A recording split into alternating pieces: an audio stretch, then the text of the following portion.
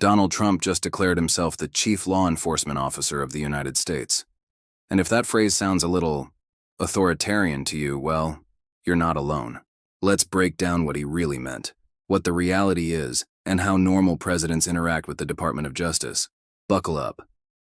So, let's get straight to it. Trump visited the Department of Justice and made a bold statement, claiming his role as chief law enforcement officer. Now, technically, the president is the head of the executive branch, which includes the DOJ, but here's where it gets tricky. When Trump says this, he's not just stating a fact.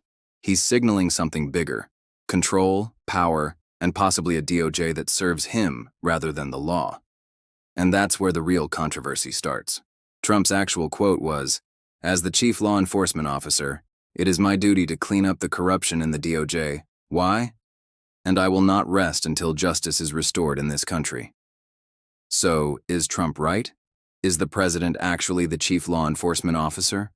Well, kind of, but mostly no. Yes, the president is at the top of the executive branch, and yes, that includes the DOJ. But historically, there's been a huge unspoken rule in American politics. Presidents don't mess with the Justice Department. Because the DOJ is supposed to operate independently, free from political influence, and has the power to appoint the Attorney General but is expected to stay out of specific cases. So when past presidents had issues with the DOJ, they usually followed a don't-touch-it policy. Trump, not so much. Trump regularly called the DOJ corrupt when they investigated him and demanded loyalty from his attorneys general. He's openly declaring that he sees the DOJ as something he should control. That's kind of a big deal. So what happens next?